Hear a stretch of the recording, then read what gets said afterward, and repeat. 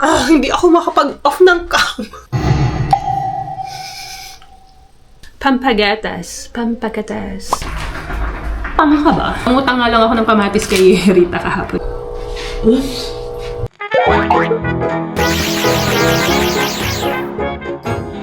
Good morning, guys. Hindi good morning. Hindi na morning, no? Ang dilim nung ano ko. Parang nakakadilim sa ang green. Di pa ako nagla-lunch. Pero anong oras ako nag-almusal? Gumawa akong pancake. Alas 10. Yeah. At ngayon nagugutom na ako. Gusto ko ng sabaw. Kasi yung ubo, alam niyo yun, pag parang yung masama yung pakaramdam, sabaw talaga is the best for me. Parang yun ang gamot. Nagsinigang ako kahapon, sinigang na hipon. Binigyan ko si Rita ng sinigang na hipon. Pero hindi siya ganun kaasim kasi lemon lang yung ginamit ko and hindi ko talaga siya inasima ng matindi at baka ako'y ubuhin naman sa asim. Anyway, kung maririnig nyo ang boses ko ngayon, medyo okay na siya, no? Hindi na siya ganun kalala. Sana naman bukas tuluyan ng lumisan itong ubong ito, no? Meron pa rin ngayon, pero konti na lang. I think, okay na ako bukas. So ngayon, anong sabaw ang lulutuin ko? Pag naman nagsasabaw ako, usually nilaga or sinigang. Tinola, yun lang. But ngayon, wala akong manok dyan sa ref. Meron akong hipon kasi bumili ako ng 2 kilo last week. So may stock ako dyan ng hipon. Pero naghipon ako kahapon. So, parang may naisip ako. Meron ako dyang isda pero frozen yun. But anyway, I think okay yun. Yeah, tara muna. Habang nagre-render pa yung video ko dyan, kumilos tayo. May sinaing pala ako. Yung sinaing ko. Ako inawintang. Kala ko isunog na. Okay naman siya. Anyway, mag-defrost tayo ng isda. I-mix ko na lang siya kasi may sotanghon ako dyan. So, mag-iimbento tayo ng recipe today. Siguro, samahan ko lang siya ng ilang hipon para pampalasa kasi yung isda ko ay frozen. So, hindi siya ganun lalasa sa sabaw. Ito, tapos lalagyan ko lang ng luya. Perfect. Talagang dito lang ako sa bahay na mahinga kasi gawa ng mga pollen nga. Alam mo yun, yung nasingkot ko yata lahat ng pollen ng mga nakaraan kaya sobrang yung allergy. So, nag-isolate lang ako dyan sa kwarto. Para hindi ako makalanghap ng mga pollen sa labas. Parang effective naman, kaya bahay-bahay lang muna tayo. Pinigilan ko ang mga paa ko, itinali ko muna siya. Kailangan ito. Nung Friday ito. Panga. Anyway, nilabas ko na nila. So, itong hipon, ito yung binibili kong hipon dito. 2 kilos na siya. 19 euro something. 2 kilos na siya, marami na yon sa 19 euro. So, ipagpalagay mo na lang. 10 pieces ang niluto ko kahapon. So, marami naman siyang laman. I-divide mo na lang siya. Halimbawa, 5 beses mo magagamit o diba? Worth the price na. Okay na rin. Pwede ka maghipon-hipon dito sa Spain. Hindi yan mahal. 3 lang. Pampalasa ko lang. Yung lasa lang niya yung gusto ko. Tapos uuntian ko lang naman yung sabaw. Meron akong meatballs dito. Tira ko ito nung nag-hotpot ako nung nakaraan. Last year pa yun. Okay, July 2026. Pwede pa. Matay 3. Masarap tong meatballs na to in fairness. Sa Asian store. Medyo mahal na siya. Parang 5 or 6 euro ko ba ito nabili? Basta mahal ko siya nabili. Pero marami naman siya. And kukuha tayo ng meron ako dyang atay pa. Natira nung isang araw. Pero wala ako sa mood kumain ngayon ng mga solid. Gusto ko ng liquid. 1 piece. Defrost ko lang siya. Ngayon pala ako nagde-defrost. Alasin ko na. Kung kailang mamamatay na ako sa gutom. Yan lang ihahalo ko. Seafoods lang tayo doon. Gawin ko kayang 4 yung hipon. Ayoko masyadong hipon kasi nga naghipon ako kahapon. I think this is enough. Or dalawahin ko yung isda. Kasi I need protein din, no? 4 na meatballs na. Hindi naman siya sa loob. Masarap siya. 2 na lang yung isang gagawin ko. Kasi maliit ko pag naluto eh. Akala mo malaki yan. Pag naluto yan, maliit yan. Lalagyan ko ng lemongrass because it's my favorite. Masarap ko ang pang-sabaw. Tigas ang ulo nga. Ayaw mo yun. Wow. Yan, isa lang. I-defrost natin. Nakalimutan ko siyang prituhin, di ba? Hindi ko siya pwedeng isama lang dito sa sabaw. So, ipiprito ko siya ng buko. Prito na siya. Ilagay ko siya dito. Lagyan ko siya ng sesame oil. I'm gonna put the hipon. And the fish. Ay! Dapat ito kanina pa. Tatakpan ko siya. Pera. That's it. Gulay ko kahapon. Nung isang araw pa pala to. Sana nilahat ko na yung isda kasi tinan nyo. Lumiit talaga siya. Let's try the sabaw. Lasang lugaw. Gawa ng luya. Good naman. Okay din. Kain muna ako. See you later, alligator. Nakabalik na ako sa aking sulok na takda. Mabusog ako. Ito ang aking snack. Gusto ko mag-nails. Kahit super late na, dapat kanina pa. 5 hours ko na lang siya magagamit. Pero let's do it. Para naman may mangyari sa araw na to. May oras pa ako eh. May nare-render akong video. Hindi pa siya tapos. So, alam nga namang tumunga nga tayo para sa paghihintay dyan. Gusto niyo bang magpilik din ako today? Mag-aayos tayo kahit nasa kwarto lang, ha? Magdi-design tayo. Tapos, 5 hours lang natin magagamit. At hindi naman tayo lalabas. So, ako lang din na makakakita nito. At ikaw din. Why not? Life is short. Ang cute. Dalawa lang pala siya. Pero ilalagay ko na siya dun sa kuko. Para next time, may sticker na siya. Marami pa akong ano eh. Ito yung ginamit ko last time. Ibinili ko siya dito kasi hindi ko alam kung gamitable siya ulit. Pwede ko ba siyang ihalo ulit sa bago? Nag-aalala ako na baka hindi nadidikit yung sticky something. Okay, let's do this. I'm excited. Gusto niyo ba magkilay din tayo at magpilik? Parang gusto ko rin mag-makeup today. Talagay ko na ang mga sticker. So, hindi ko alam kung anong technique. Kung ito muna or what. Hindi na ako maglalagay ng sticker. Yung design, ito. Hindi ko nalalagyan yung kuko kasi ang ginawa ko, iba-ibang kulay. So, yun na. Mismo yung kanyang design. Diba? In fairness, ang bilis ha. Ito ang pangmabilisang paggayak. Alam niyo yun? Pag may bigla ang lakad, kayang-kayang gawin to. Kaysa mag-cutics pa ako.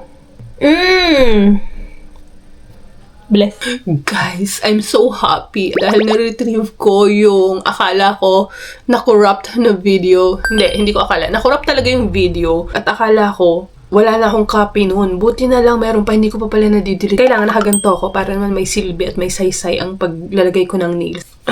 I'm so happy! Yun siya. Nagre-render na ulit siya. So ngayon, ano pang gagawin natin? Para may kabuluhan naman ng video na to, hindi ko alam kung ano pang pwede natin gawin. Gusto niyo bang mag-ano tayo? Piko dito sa loob. Maggagawa sana ako ng candle. Kasi may mga, ano ako dyan, yung wax. Pero andyan na kasi si R. So, not today. Kung halimbawa magpe-paint naman, parang hindi ako makapag-paint na may ganito. Napakalakas ng ano niya, yung Bluetooth mode. Tinan niya. Ang lakas. Ano ba yan? Tapos bubuhayin ko ulit siya. Wait lang. Bluetooth mode. Bubulong nga lang ako sa pagkanta eh. Tapos ang ingay niya. Hindi maganda yung tunog niya. Ang lakas. Alas 10 na. Dapat kanina mga 4 p.m. Dapat nanonood si R ng TV sa labas eh, pero hindi. So, tahimik ang kapaligiran. This sound. Lakas naman ng echo. So, hindi rin pwedeng makipag-karaoke kayo sa akin kasi makaka-copyright tayo. Pero yung echo babawasan ko ha. Hindi ako natutuwa. Ay, wala akong time para magbasa ng manual kung paano bawasan ng echo. Bukas na yung TV sa labas pero mahina ang volume. Dapat malakas siya. Anyway, 10 p.m. pa lang. Magdi-dinner pa lang ang mga Espanyol. Pero linggo ngayon eh. Dapat Sabado. O kaya Biyernes. Na-bored ako eh. Sorry. Wala pa.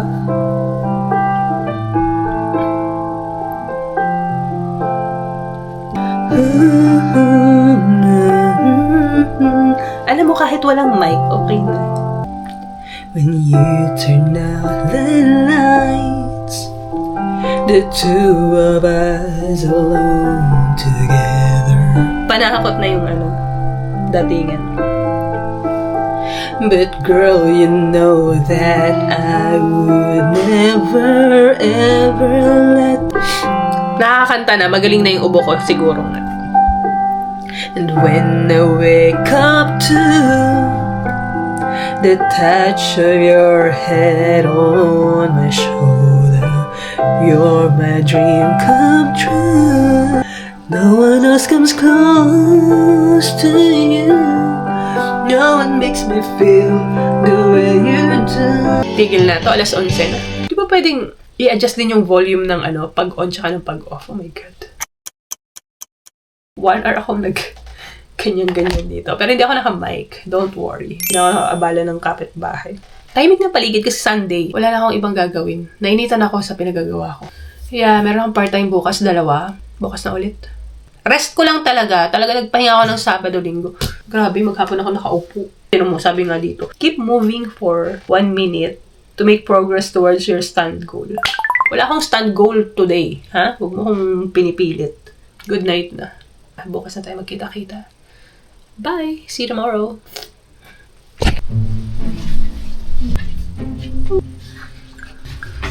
Hi guys! Parang mas okay na ako today. May ubo pa rin ako, but mas nakakapagsalita na ako. Today is Tuesday, Monday. Lumipas ang isang araw hindi ako nag-vlog. At part-time lang naman ako kahapon. And today, ay day off ko. And, di ba hindi ako naglinis nung Sunday kasi nga nag-rest ako. So ngayon, schedule ko ng linis ng apartment. So, mamajikin ko lang yun. And schedule ko rin pala ng laba. So, let's go. Nakasalang na pala ang aking kamote. Kaya pala nagtataka ako, ba't may muta pa ako? Nag-toothbrush lang pala ako pero hindi pa ako nagilamos. Isasalang ko muna yung labahan ko. It's a beautiful day today. Look! Ganda ng araw. Maganda maglaba, di ba? Yung cactus ko nilabas ko. Kasi may nakita akong isang insect. Tigisa silang insekto. Ayun o! Bakit may insekto? Hindi ba gawa kaya sa lupa yun? Yung lupa na binili ko dun sa Chino. I don't know. Subaybayan ko. Nakasalang na yung kamote ko din eh. Anong oras na? Late na naman ako makapag-almusal. Tcharan! Drum, drum, drum, drum.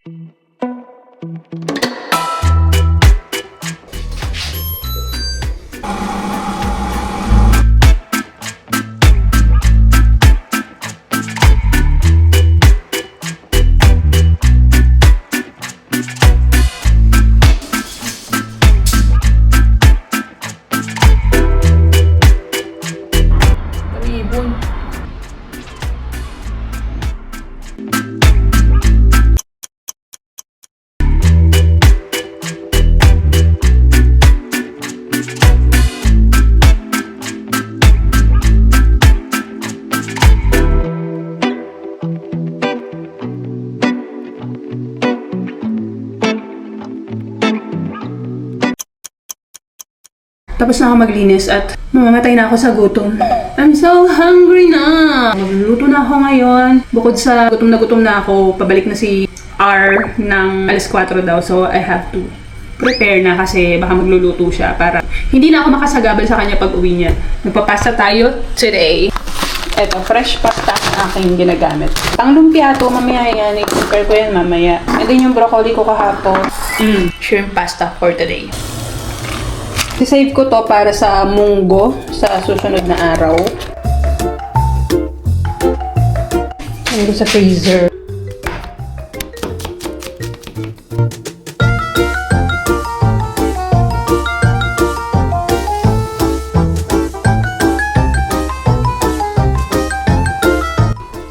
Parang dami ng sauce.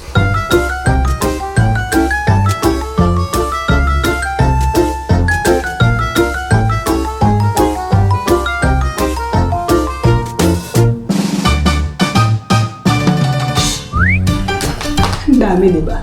Tignan ko lang pag... Ang imik. Naka-photo pala ang set ko. Ang sinasabi ko lang naman, gagawin ko na ang aking lumpia. Dapat, nung ano ko pa ito ginawa eh, Sabado, pero tamad akong magkikilos, di ba, nung Sabado tsaka Linggo. So, gagawin ko na siya ngayon, bago ko pa siya katamaran ulit. Since wala naman tayong work today, kung marami tayong ma-accomplish today, let's do the lumpia. Ayoko na! Ayoko na maghiwa na sibuyas.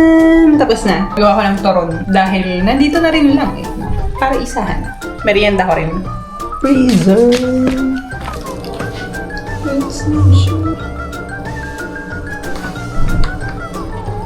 Okay.